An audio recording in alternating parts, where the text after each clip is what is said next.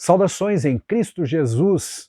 Meu prazer te convidar para os estudos bíblicos que continuaremos e desta vez, em 2021, no início do ano, os 3 primeiros meses estaremos estudando sobre o pentecostalismo, o movimento pentecostal, como tradicionalmente é conhecido, o verdadeiro pentecostalismo, a atualidade da doutrina bíblica sobre a atuação do Espírito Santo.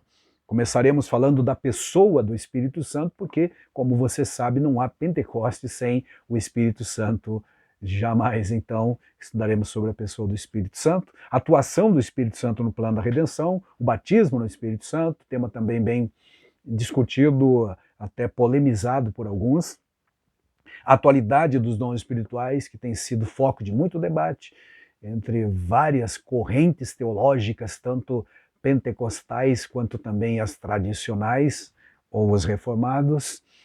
Ainda estudaremos sobre o fruto do Espírito, que é a reprodução do caráter de Cristo na vida do salvo. A santificação, também como obra da presença, da ação do Espírito na vida do salvo em Cristo. Isso vai nos levar sempre a um comprometimento com a ética. Ética do Espírito, ética de Deus, ética da palavra. Ainda falaremos sobre o culto a Deus com liberdade, porém com reverência. Será um tema muito interessante porque tem havido muita coisa nesse aspecto de culto, muito relaxamento, muito show, muito emocionalismo. E esta lição abordará então o culto a Deus com liberdade é verdade. Precisamos ter essa liberdade. Os pentecostais sempre valorizaram, sempre propuseram essa liberdade de culto em qualquer lugar. O próprio Senhor Jesus disse que os verdadeiros adoradores adorarão o Pai, não dentro de uma forma previamente estabelecida, de um formato criado, mas em espírito e em verdade. Isso implica liberdade, porém com responsabilidade. Também não é da forma que eu imagino, da forma que eu desejo, da forma que eu quero ou que alguém propõe, e sim com responsabilidade. Não posso crer num tipo de adoração extravagante, como já se disse por aí. Me perdoem, mas isto não coaduna, não harmoniza com a reverência que devemos ter para com Deus, a palavra e o Espírito Santo. O Espírito sempre conduzirá os crentes de forma reverente. Nós vamos ver logo que o Senhor Jesus, quando prometia o Consolador, disse: Ele me glorificará, porque há de receber do que é meu. A intrínseca relação entre a Trindade divina e o Espírito Santo, tornando real tudo isso na vida do crente em forma de culto. Será um dos temas que abordaremos. Depois, comprometidos com a palavra de Deus. Se não há Pentecostes sem o Espírito Santo, igualmente não há verdadeiro Pentecoste sem a presença iluminadora, instruidora, norteadora da palavra de Deus. A doutrina bíblica há de orientar. Paulo, por exemplo, capítulo 12 e 14 de 1 aos Coríntios, orientou uma igreja pentecostal, que era a igreja de Corinto, com dons espirituais, mas que havia muita liberdade sem muita responsabilidade. Então ele orientou muito precisamente como deviam manifestar-se ou serem usados, por assim dizer, os dons espirituais na igreja. Então falaremos disso, comprometidos com a palavra, o ensino da palavra. Não temos a liberdade de fazer o que queremos, mas sim conforme a palavra de Deus nos orienta. No versículo 9, fervor espiritual. Evidente que todo pentecostal genuíno é um crente fervoroso, mas novamente esse fervor espiritual precisa estar de acordo com a revelação de Deus. Não são as minhas experiências por maiores e mais espirituais que sejam, que vai nortear a doutrina para a igreja, mas sim o que a Bíblia Sagrada propõe é que deve orientar as minhas experiências. É o contrário do que estamos vendo em muitos lugares por aí, onde pessoas, a partir de experiências particulares, querem formatar doutrinas para os demais ou para a igreja toda. Falaremos então do fervor espiritual, vivendo o verdadeiro fervor espiritual, porque todo pentecostal deve ser fervoroso, sim. Sede fervorosos de espírito, disse o apóstolo Paulo, servindo ao Senhor. Culto pentecostal não é culto fúnebre, como disse alguém, ou algo morto, formal. Não, é vivo, é alegre, porém com responsabilidade, como já vimos também. O Senhor Jesus cura hoje, é um tema que será abordado, é a cura divina. E quando o pentecostal fala de cura divina, ele não está dizendo que Deus usou o médico, que Deus usou o remédio, que Deus colocou na natureza alguns princípios ativos que podem ser usados para curar. Não, quando o pentecostal fala de cura divina, está falando da ação direta de Deus realmente sobre a enfermidade ou sobre o enfermo, curando-o divina e soberanamente, sem uma explicação. É milagre. Milagre. E se você puder explicar num laboratório ou científico alguma coisa, como é que aconteceu a cura, aí deixou de ser milagre.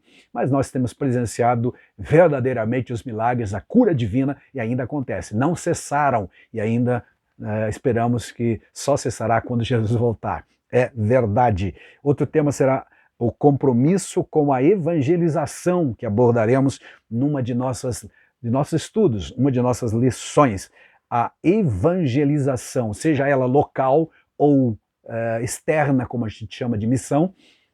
Os pentecostais sempre primaram, sempre investiram muito na salvação dos perdidos, alcançar os pecadores para Cristo. A urgência do discipulado, porque ato contínuo pós-evangelização, pós ganharmos as almas, é preciso discipulá-la. Jesus, quando orientou a igreja na grande comissão, por exemplo, de Mateus 28, ele, antes de falar sobre batismo nas águas, ele disse que devíamos discipular, fazer discípulos de todas as nações, é a primeira frase que aparece, e depois batizando-as nas águas, em nome do Pai, do Filho e do Espírito Santo. Então, o discipulado vem antes. E encerraremos o trimestre, os 3 meses lá no final de março, querendo Jesus, se ele não voltar para buscar a sua igreja, falaremos sobre a bendita esperança, com os olhos voltados para a bendita esperança. Em todo este tempo, a igreja do Senhor aguarda, até de uma forma ansiosa, esse momento, muito especialmente nesses tempos complicados, difíceis e doloridos que estamos a viver. A bendita esperança, que é uma expressão que Paulo utiliza também numa de suas cartas. Que é essa bendita esperança? Em que consiste essa divina esperança? Ou essa bendita, abençoada esperança? É o retorno de Jesus Cristo para buscar os seus. E o Espírito Santo estará conduzindo a igreja durante todo esse período até o dia do arrebatamento e da ressurreição daqueles que morreram em Cristo Jesus. E para o nosso primeiro estudo, então, baseado nos capítulos 14 e 16, especialmente do Evangelho de João, alguns versículos, estudaremos sobre a pessoa do Espírito Santo. Naturalmente, não são só estes capítulos que falam sobre o Espírito Santo, mas aqui temos de uma forma muito precisa a doutrina do Espírito Santo, a pessoa. E por que chamamos de a pessoa do Espírito Santo? Porque uma das revelações da Bíblia Sagrada sobre a terceira pessoa da Trindade Divina é que ele é uma pessoa. Nosso texto áureo para hoje é: e não entristeçais o Espírito Santo de Deus, no qual estáis selados para o dia da redenção. Efésios 4:30, onde aprendemos de um pelo menos, dos atributos do Espírito Santo. Atributos são qualidades inerentes a um ser, que no caso é o Espírito Santo. Esta primeira lição, este primeiro nosso estudo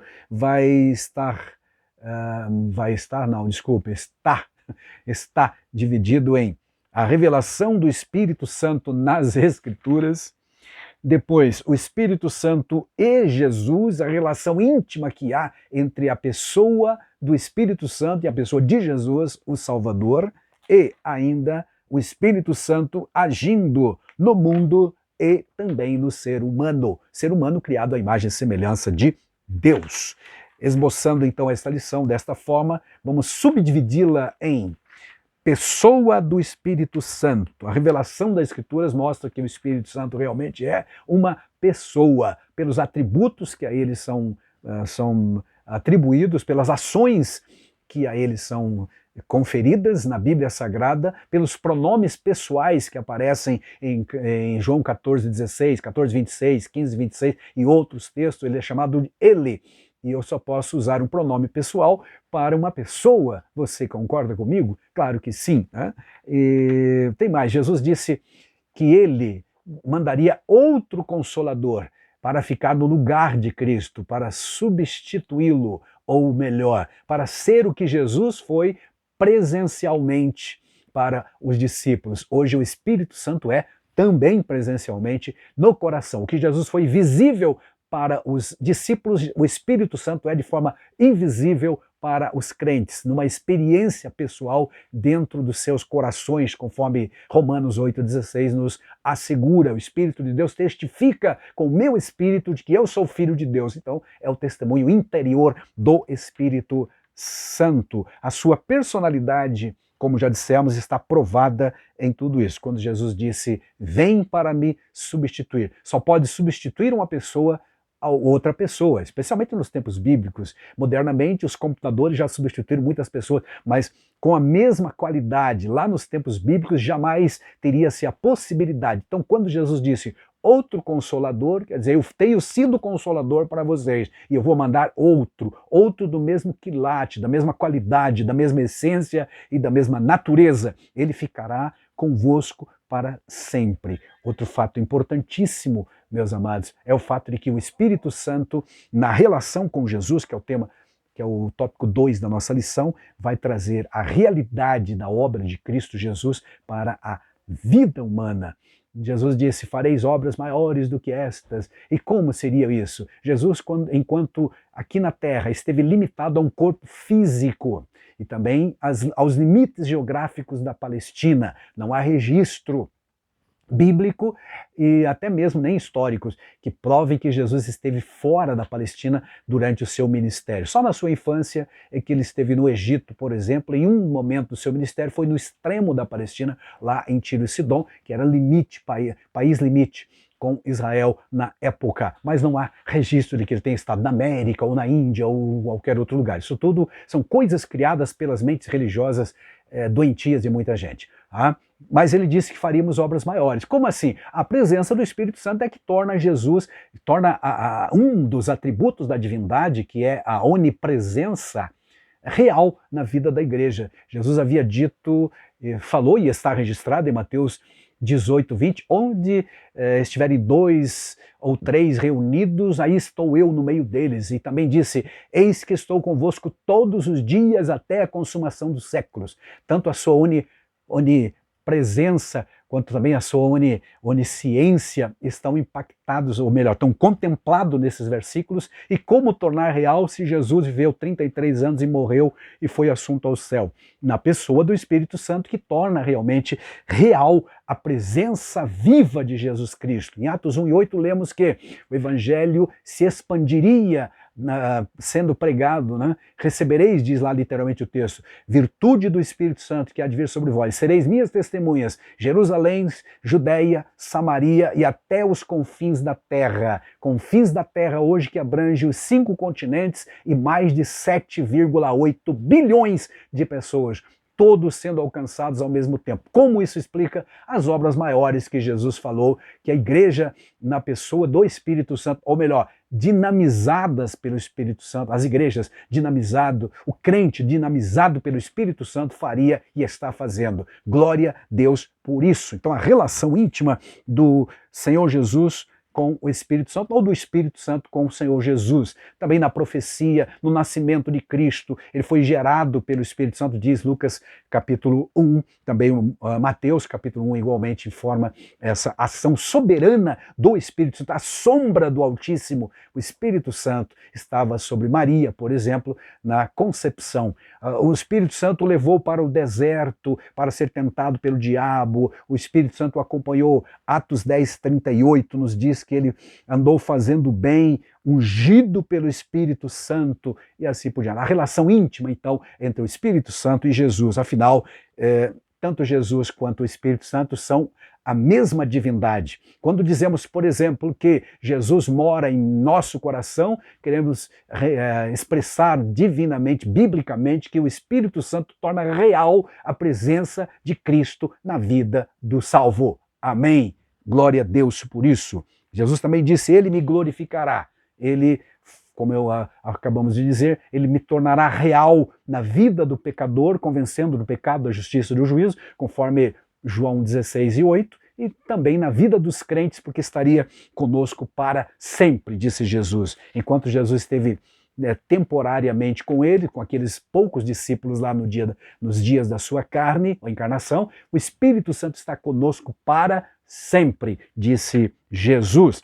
O Espírito Santo também agiu no mundo e agiu e age, me desculpem, no mundo e na vida do ser humano. Já no segundo versículo da Bíblia encontramos a ação do Espírito Santo, dando como que forma ao planeta que estava deserto, vazio, em abismo, em forma de abismo. Diz o texto, e o Espírito de Deus se movia sobre a face das águas. Salmo 104:30 ainda, envias o teu Espírito e são criados, e assim renovas a face da terra. Glória a Deus por isto. Então o Espírito não passou a agir apenas a partir do dia de Pentecoste. Pentecoste, aliás, que deriva o nome do nosso movimento, movimento pentecostal. E o que era o Pentecoste?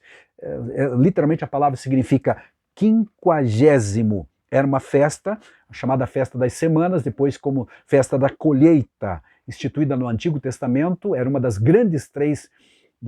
três grandes festas judaicas, onde todo judeu precisava comparecer ao menos uma vez, pelo menos uma dessas festas por ano para celebrar. Foi numa dessas celebrações da festa das colheitas, o Pentecoste, que acontecia 50 dias após a Páscoa, que o Espírito Santo desceu, mas não que ele passou a existir a partir dali, porque como vimos em Gênesis, na criação, ele já estava presente. No livro de Jó, há pelo menos 2 menções de que o ser humano foi criado pelo sopro do Todo-Poderoso. Gênesis 2:7 também diz que Deus soprou, e sopro é uma das palavras para espírito, como a gente já deve saber. Aleluia, glória a Deus por isso. Então o Espírito age na vida humana. O Novo Testamento registra o início da dispensação da plenitude, então, do Espírito Santo. Não o fim, mas o início, que continua até hoje e chegará ao seu ápice lá mesmo no milênio, por exemplo. A manifestação plena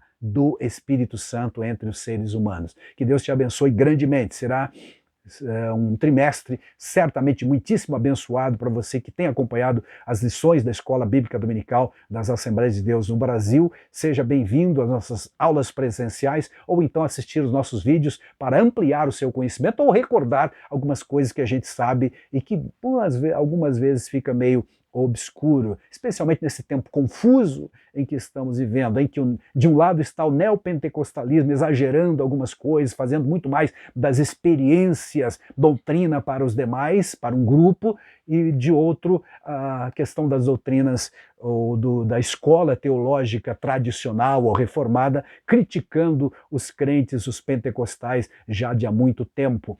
Se bem que eles têm mudado um pouco a sua tônica, mas ainda há aquelas críticas ácidas sobre a manifestação do Espírito Santo que cremos, e a atualização, ou atualidade, melhor dizendo, dos dons espirituais. Creia nisso, seja abençoado por Deus, saiba que o Espírito Santo é Deus e, consequentemente, ele estará em seu coração se você é crente. Se não é, aceite a Jesus como teu Salvador e será a morada do Espírito Santo, conforme a Bíblia diz em 1 aos Coríntios 6:19, 3:16 também, informa-nos que somos templo do Espírito Santo. Amém.